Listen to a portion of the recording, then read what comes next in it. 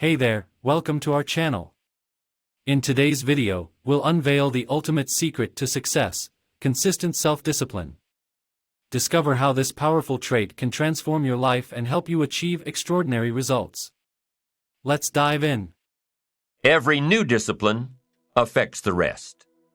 Every new discipline makes a difference. That's why action is so important. The smallest action, the least action.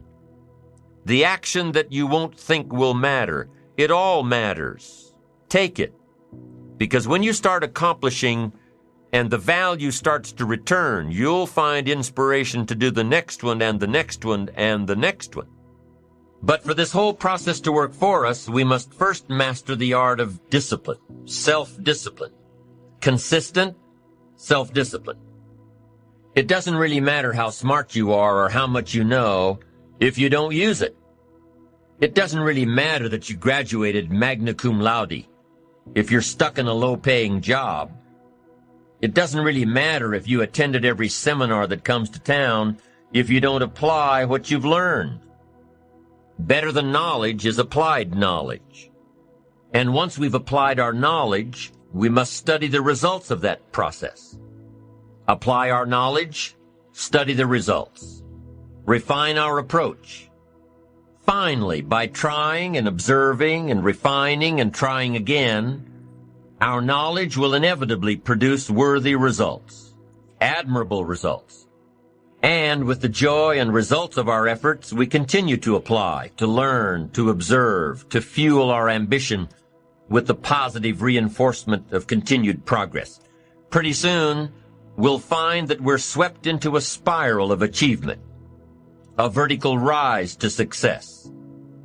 It takes consistent self-discipline to master the art of setting goals, to master the art of time management, to master the art of leadership, to master the art of parenting and relationships. If we don't make consistent self-discipline part of our daily lives, the results we seek will be sporadic and elusive.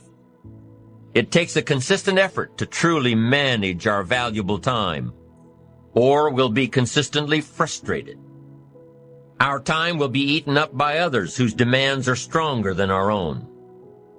It takes discipline to conquer the nagging voices in our minds. The fear of failure, the fear of success, the fear of poverty, the fear of a broken heart. It takes discipline to keep trying when that nagging voice within us brings up the possibility of failure. It takes discipline to admit our errors and recognize our limitations. The voice of the human ego speaks to all of us. Sometimes the voice of ego says that we should magnify our value beyond our results. It leads us to exaggerate, to not be totally honest. It takes discipline to be totally honest, both with ourselves and with others. It takes discipline to change a habit, because habits are formed a little bit each day, every day, every day. Once habits are formed, they act like a giant cable. They act like a nearly unbreakable instinct that only long-term disciplined activity can change. You just got to go home and make a list after today. And here's the question to ask as you make this personal list. What am I not doing that would be easy to do? That could greatly change my health, my wealth? What am I not doing I'm neglecting that would be easy to do? Just go home and answer that question personally. You don't have to put the answers on a public bulletin board. This is just all personal stuff. But here's how you get a miracle going for your life. Number one, do what you can. Get a list of the stuff you could do and you haven't done, postponed, and start cleaning that up. You can't start at a better place for personal change. That'll affect your bank account, affect your future, affect your income, affect everything. You can't start a better life change process than cleaning up what you should be doing. The man says, well, my mother lives down in Florida. Should have written her 6 months ago. I just can't seem to get that letter written. I'm asking you to get that letter written, clean that up, and don't walk like other people walk. Don't postpone like other people postpone. You say, well, is it as simple as writing a letter? And the answer is yes. Where else would you start for life change, personal change? Now, here's the second part of the miracle. Number one is do what you can. Here's number two, do the best you can.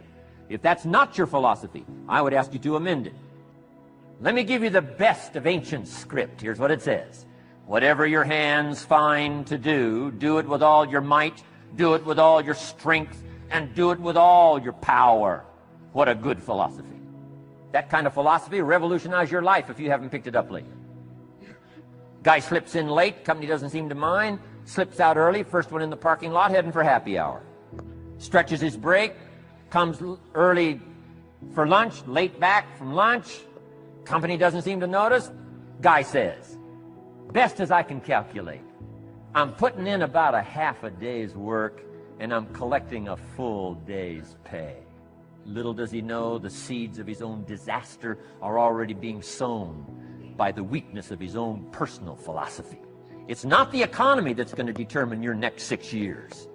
It's your philosophy about labor and about activity and about miracle and soil and seed and sunshine and rain and the economy and the banks and the money and the companies and the schools and what's going on. It's your philosophy and your attitude. And then your ability to take action. All of that we call the process of life change, miracle working. Consistent self-discipline.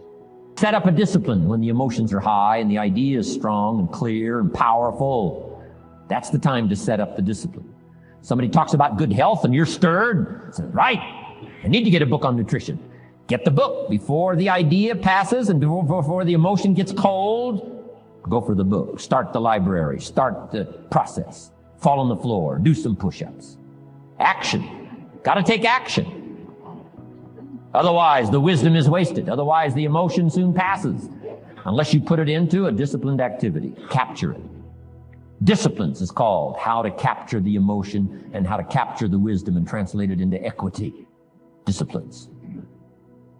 You start walking around the block, it'll inspire you to get an apple. Get an apple, it'll inspire you to get a book. Get a book, it'll inspire you to get a journal. Get a journal, it'll inspire you to grow, develop some skills. All disciplines affect each other. Every lack affects the rest. Every new affects the rest. The key is to diminish the lack and set up the new. And you've started a whole new life process. Also, one more thought on discipline. Here's the greatest value of discipline. Self-worth. Self-esteem. People are teaching self-esteem these days, but they don't connect it to disciplines. The least lack of discipline, and it starts to erode our psyche. One of the greatest temptations is to just ease up a little bit, right? The slightest lack of doing your best starts to erode the psyche. Instead of doing your best, doing just a little less than your best. Sure enough.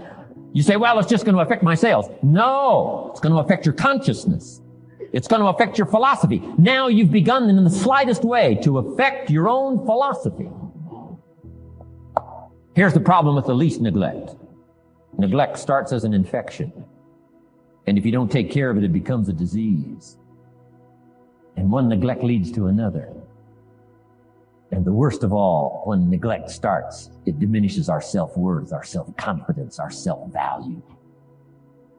You say, well, how can I get back my self-respect? I'm telling you, you don't have to go to 29 classes. All you have to do is start the smallest discipline that now corresponds to your own philosophy, like I should, and I could, and I will. No longer will I let neglect stack up on me so that I will have the sorry scenario 6 years from now, giving some excuse instead of celebrating my progress. That's the key to discipline. Okay? Let's get kids involved in the least of disciplines. One more, and then one more, and then another one, and then another one, and then some more. And the first thing you know, you're starting to weave the tapestry of a disciplined life into which you can pour more wisdom and more attitude and more strong feeling, more faith and more courage. Now you've got something, a vessel in which to put it. And now the equities start to flow. And the early return, I'm telling you, if you'll start this process, the early return will have you so excited, you'll commit yourself to this strategy for the rest of your life. You'll never go back to the old ways. Join a new crowd. Join a new group. The disciplines to do it. Take action. Now here's the other side of discipline. If there's considerable time that passes between the moment of awareness and the time of our implementation, then that is called procrastination. Procrastination doing it tomorrow instead of today. Procrastination, an almost exact opposite of discipline. The voice within us says, get it done. Discipline then says, do it now. Do it to the best of your ability, today, tomorrow, and always, until finally, the worthy deed becomes instinctive. Procrastination says later, tomorrow, whenever I get a chance. Procrastination also says, do what is necessary to get by or to impress others. Do what you can, but not what you must. In every circumstance we face, we are constantly presented with these two choices. Do it now or do it later. Discipline and procrastination. A choice between a disciplined existence, bearing the fruit of achievement and contentment, or procrastination, the easy life for which the future will bear no fruit, only the bare branches of mediocrity. The rewards of a disciplined life are great, but they're often delayed until some time in the future. The rewards for the lack of discipline are immediate, but they are minor in comparison to the immeasurable rewards of consistent self-discipline. An immediate reward for lack of discipline is a fun day at the beach. A future reward of discipline is owning the beach. For most, we choose today's pleasure rather than tomorrow's fortune. So how can you get rid of the easy distractions? How can you keep your mind on what you're trying to do? How can you keep an attitude of doing it all and doing it now? How can you make the choice of discipline over procrastination? How can you stay focused on your ambitions? How can you avoid conversations at the water cooler? You can keep your focus on your work. You can get it done today instead of tomorrow. You've got to really work on your consistent self-discipline on a daily basis, or you'll find yourself distracted. Distracted by negative thoughts, distracted by negative people, distracted by water cooler chatter, and pretty soon, depending on the type of people you've associated with, distracted by your doubts within yourself. Never underestimate the power of influence and associations, and never underestimate the power of your own consistent self-discipline. Now let's take a closer look at discipline, at the 3 steps to becoming disciplined. First, true discipline is not the easiest option. Most people would rather sleep until 10 o'clock than get up at 6. It's easier to go to bed late, sleep late, show up late, leave early. It's easier not to read. It's easier to turn on the television than to open a book. It's easier to do just enough than to do it all. Waiting is always easier than acting. Trying is always easier than doing. Imagine what life would be like if we didn't have to make our bed in the morning, or keep our garage clean, or pay our taxes, or show up for work tomorrow. Wouldn't it be fascinating if we didn't have to do these things? Wouldn't it be fascinating? What do you suppose would become of us? You're right. Not much. For whatever the reason, the system we live in and contribute to is designed to make the easiest things in life the most unprofitable. Profitable seems to be the most difficult. Our world is and always will be a constant battle between the life of ease and its momentary rewards and a life of discipline and its far more significant rewards. Each has its own price, the price of discipline or the price of regret. The second lesson of discipline is that it's a full-time activity. And we've said that the best form of discipline is consistent self-discipline. You see, the discipline that it takes to make your bed every day is the same discipline necessary for success in the world of business. The discipline to organize your garage is the same discipline to organize your business. All disciplines carry through to affect all parts of our lives. If we're disciplined in just one area and lazy in another, guess what? Pretty soon, the lazy side will creep in and destroy the disciplined side. The bad habits in one area of our life will eventually destroy our self-discipline in the areas we've been working on. Consistency cannot be inconsistent. Discipline is the mind being trained to control our lives. Discipline is a set of standards which we've selected as a personal code of conduct. Discipline is imposing on ourselves the requirements for honoring these standards. Once we've adopted these standards of behavior and conduct, we're committed to honor them. And if we don't, then there can be no disciplined activity.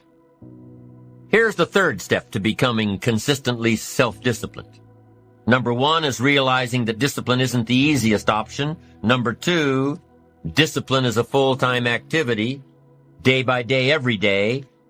And the third step to becoming self-disciplined is really a philosophy that holds one of life's unique promises. Number 3 simply says, for every disciplined effort, there is a multiple reward. That's one of life's great arrangements. Life is full of laws that both govern and explain behaviors. But this may well be the major law we need to understand. For every disciplined effort, a multiple reward. For every disciplined effort, a multiple reward. What a concept. If you render unique service, your reward will be multiplied. If you're fair and honest and patient with others, your reward will be multiplied. If you give more than you expect to receive, your reward is more than you expect. But remember, the key word here, as you might well imagine, is discipline. Everything of value requires care and attention. Everything of value requires discipline. Children require discipline. They must have a structure built for them. They must have boundaries to work within so they feel secure and comfortable to explore and grow. They must learn to recognize what's right and what's wrong, what's acceptable behavior, what's not acceptable. Children require unwavering discipline, consistent discipline, or they'll be confused as to how they're supposed to behave. The most valuable form of discipline is the one that you impose on yourself. Don't wait for things to deteriorate so drastically that someone else must impose discipline into your life. Wouldn't that be tragic? How could you possibly explain the fact that someone else thought more of you than you thought of yourself? That they forced you to get up early and get out into the marketplace when you would have been content to let success go to someone else who cared more about themselves. Your life, my life, the life of each one of us is going to serve as either a warning or an example. In the end, it is your own discipline that acts as the magic catalyst to give substance and depth to your ambition, to achieve your own plans and dreams, to have what you want to have, and to become what you want to become. Your consistent self-discipline is the magic catalyst.